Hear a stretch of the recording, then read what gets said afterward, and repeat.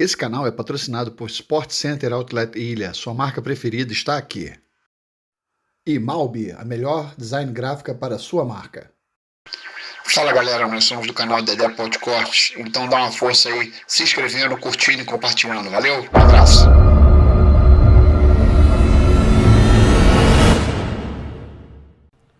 Perfeito. Mandíbula, antes de mudar de assunto, você falou alguma coisa sobre o PC que eu não lembro na PC época. Farias? O PC Farias, porque teve aquele escândalo, né, do Collor, ele foi empichado, mas ele saiu antes. E o PC, qual que era a história? Uma história com o PC? É o seguinte, ele estava desaparecido, por Então, quê? o PC inicialmente, quando ia ser votado o impeachment do Collor, Sei. ele se transformou num desaparecido da imprensa. Não é a grande história ainda. Tá. Ele não queria dar entrevista. Ele não queria dar entrevista, não queria ser localizado pela imprensa, que ele era a figura mais importante do impeachment que estava sendo votado, né, pelo Congresso Nacional. Aí o que acontece? Ele foi para Barcelona aproveitar para fazer uma cirurgia da apneia. E ele podia, até aquele momento ele podia sair. Até aquele momento ele podia sair, ele não queria dizer para onde ele ia, mas pelo prefixo do avião dele, o chamado morcego vermelho, né, que a gente chamava o avião dele, o avião particular dele, você conseguia achar por onde ele ia. E a gente conseguiu saber que ele tinha ido para Barcelona. Não era tão difícil ainda, ele não era um fugitivo da justiça ainda, e soubemos também que ele estava fazendo um tratamento, e nesse tratamento soubemos no consultório que tinha ficado hospedado no Hotel Ritz. Eu me hospedei no Hotel Ritz. Vou tentar encurtar a história, senão essa história eu fico 4 horas contando aqui, né? mas enfim, ninguém sabia disso. Ninguém sabia disso. Eu fiz a matéria, só que nessa matéria, que era uma matéria perto do Natal, né? Que era um grande furo de reportagem. Eu lembro que eu entrevistei no hotel, eu me hospedei no Hotel Ritz, e fiquei sabendo por uma camareira que tinha uma pessoa com semelhança com o PC. Descrição física que dele. Era um bigodão, né? Careca, baixinho. Careca. Tava até sem bigode na época. Ah, é? Mas enfim, que ele estava nesse Hotel Ritz, eu consegui encontrá-lo, né, para tentar resumir. E na época ele tentou negar que era ele no começo, pelo interfone, mas depois, então vem aqui. E o PC era um cara que, quando você falava com ele, ele era o mestre do tráfico de influência. Então era um cara muito bom de papo, né? Entendeu? Era o cara que conseguia dinheiro de todo mundo, mordia todo mundo ali, né? Entendeu? Era um arquivo vivo. Exatamente. O cara que fazia o tráfico de influência com classe, né? Que era um crime, mas como dizia o PC, como ele me disse, né? Fazia parte dos usos e costumes, não tinha como fazer diferente. Eu conversei com o PC, tive longas conversas com ele depois, onde ele me contou muita coisa. Mas enfim, então nesse dia eu fiz a entrevista. E por que isso é importante? Porque aí o ponto de geração, a gente tinha que fazer uma edição no centro de Barcelona, e a geração era num ponto afastado da cidade. Então a gente fez uma pré-edição e depois fomos para o ponto de geração. Nesse ponto de geração, que era afastado da cidade, tinha um acidente, pegou um congestionamento monstro.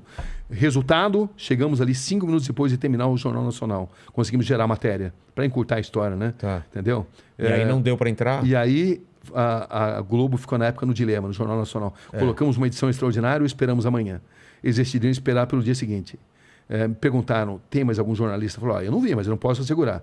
Resultado, eles apostaram, mas aí eu lembro que um repórter da Folha, e o que deveria ser um furo, acabou sendo uma boa matéria, mas não era mais o furo.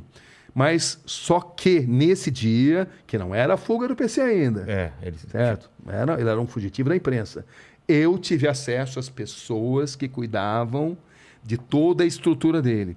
Ele usava uma empresa chamada Sanal, que era de um francês e de um português, de um brasileiro, de um português, e ficava na França. Não tinha francês, não.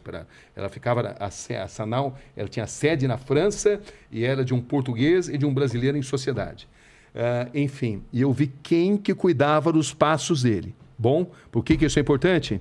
Fiquei com aquele negócio engasgado aqui, né? O que devia ter sido um furo, um grande furo. Acabou, não foi o furo, foi uma boa matéria, ficou aquele mal-estar, todo mundo querendo saber, tive que explicar por que ficou preso no congestionamento. Enfim, foi chato.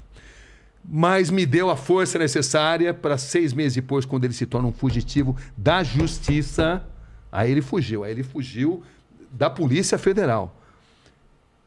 Passei a acompanhar os passos dele. Quando me tornou assim evidente que ele tinha saído do país pelas características, eu lembrei desse pessoal que cuidava dos passos dele. Passei a monitorar os passos dessa empresa, Entendi. desse brasileiro e desse português. Antônio e Raul, o nome deles, né? Enfim. E aí o que acontece? Eles passaram... O PC usava essa empresa também para alugar imóveis em várias partes da Europa. E eles foram usados para isso. Comecei a notar um comportamento diferente deles.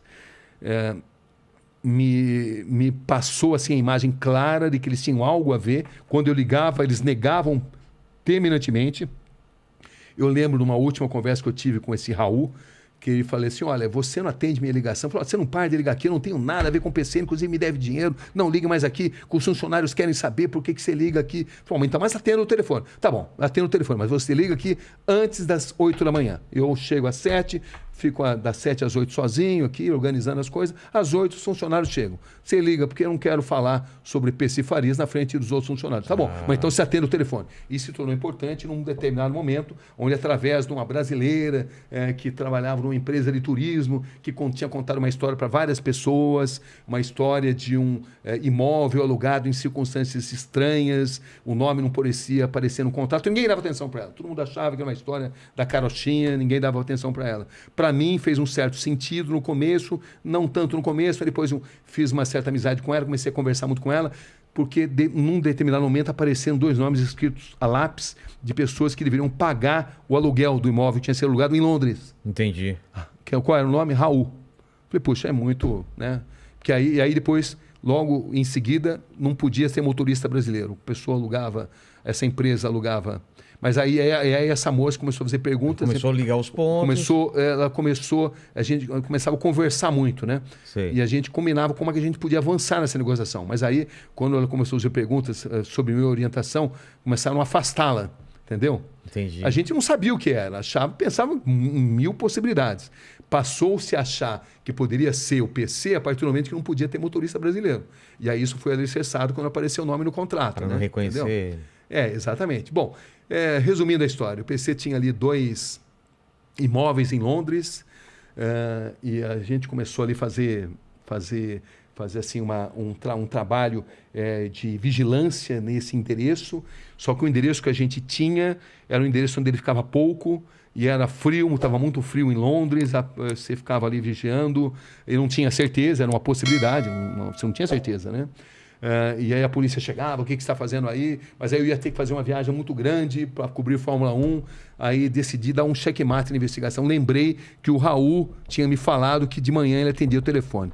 Eu ia ter que viajar para o Japão e do Japão eu ia ter que ir para a Austrália. Ia ficar mais de uns 25 dias, umas 4 semanas, né, quase, afastado. Falei, vou dar um checkmate nisso, vou jogar verde para tentar ver se eu colho maduro.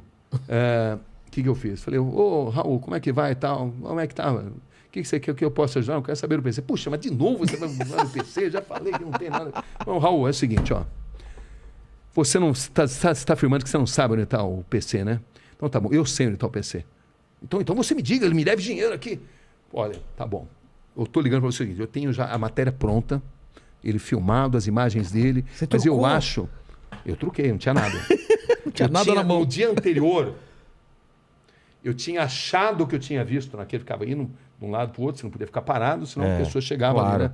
Era um edifício numa rua chamada Randolph Avenue, eu nunca mais esqueci desse nome, Europa House, era o nome do edifício, né? E eu achava no dia anterior que eu tinha visto 2 caras chegando, um deles com as características físicas do PC e um outro alto assim, os 2 entraram nesse prédio. Esse prédio... quando você chegava na entrada dele, tinha 2 portas, entendeu? Você, para abrir o apartamento, para ser atendido, você era focalizado por uma câmera, Sim. entendeu?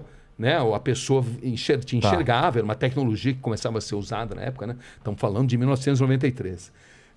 E aí eles liberavam. Então eu achava que eu tinha visto, entendeu? No momento que eu saí correndo lá, porque estava escura à noite, Entendi. né? Eles estavam voltando do jantar, né? Parecia e eu ele... saí correndo, ele passou pela primeira porta, passou pela segunda. No momento que passou pela segunda porta, ele se voltou assim, numa fração de segundos, antes de pegar um corredor para ir para o elevador, onde eu não tinha campo visual. E eu achei que eu tinha visto o PC. Eu falei, poxa, será que eu estou sugestionado, sei que eu estou enxergando o PC aqui. Aí que eu falei, não vou jogar verde para colher maduro. Aí é que eu perguntei pro Raul, aqui isso aí, Raul, então você não sabe o seguinte, já tem a matéria pronta, vai ao ar hoje à noite, mas como eu entrevistei o PC, você lembra? Você estava junto lá em Barcelona, ele foi correto, acho que todo mundo tem direito a dar o seu lado da história, eu quero ouvi-lo. Não, então, deu o endereço. Quando deu o endereço, falei, poxa, por que ele está perdendo endereço? Então tá bom, eu vou dar o endereço. Mas é o seguinte, a matéria está pronta, hein? Ou você fala, ou ele dá o lado, ele vai entrar como um fugitivo entrando sorrateiramente numa propriedade. É bom para ele? Você queria seguinte. A hora que eu dei lá, Europa House, Randolph Avenue... Silêncio do outro lado? 350, o cara... Nossa, sumiu a voz do cara. Pelo amor de Deus, não põe essa matéria no ar. Pelo amor de Deus. Caramba!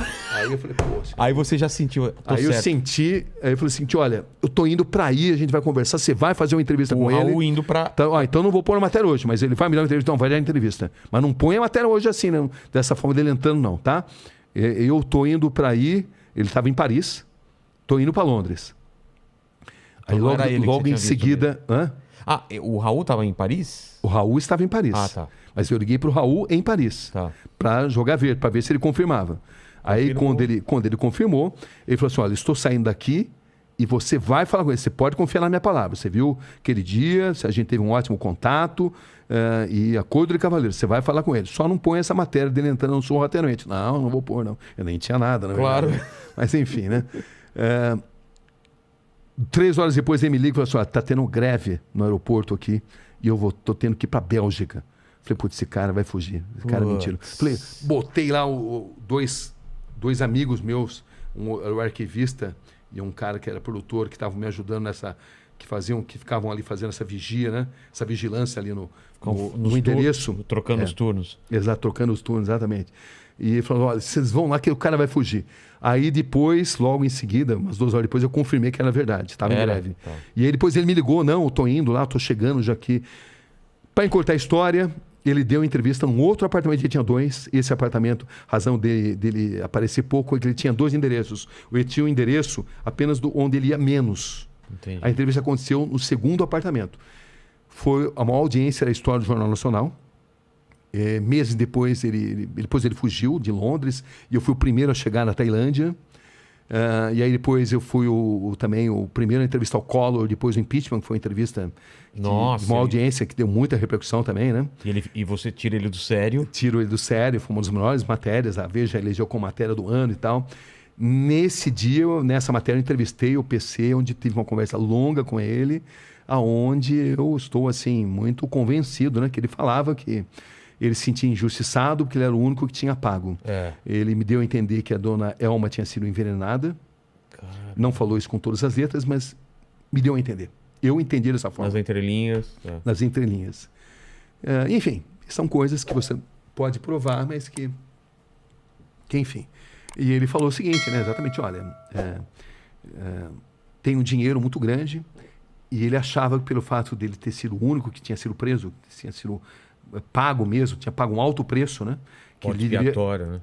Ele deveria receber uma parte maior. Mas outros envolvidos no esquema não concordavam com isso. Ou seja... E eu estou convencido de que por essa razão ele foi eliminado. Com certeza. Com certeza. Não é uma afirmação. Supostamente ele foi eliminado. Supostamente ele foi eliminado, enfim. Eu lembro de várias matérias. Por tudo que eu investiguei o caso, a história mais ou menos é essa. Dou com uma teoria, porque a gente tem que ter responsabilidade, claro, né? Para afirmar, você tem que provar. E foi muito... É que o pessoal não lembra, mas foi muito estranho a forma que ele foi encontrado morto. Porque nesse dia, é o seguinte, ele até então, ele defendia claramente o governo e outras pessoas envolvidas no esquema. Nessa entrevista, pela primeira vez, ele estava sendo agressivo, estava mandando mensagens cifradas. Olha, eu vou falar. Mais, se eu não vou falar. Olha, eu vou falar. Para quem ele mandou? Não vou falar exatamente, não sei exatamente. Mas ele estava enviando mensagens. Essa entrevista foi uma entrevista histórica, deu recorde de audiência. Eu estava no SBT, ganhou de audiência da Globo. Foi uma matéria histórica na minha carreira, né? O Enigma das Alagoas chamava esse documentário, né? E é só ver a entrevista do PC ali que dá para entender o que eu estou falando. E ele falava exatamente esses usos e costumes, né? Que ele falava, poxa, mas essa corrupção aí, todo esse dinheiro que você recebia, ele falou, Cabrini, O país funciona dessa forma. Não sejamos hipócritas. E aí a gente vê depois Lava Jato, olha só. Quanto tempo antes?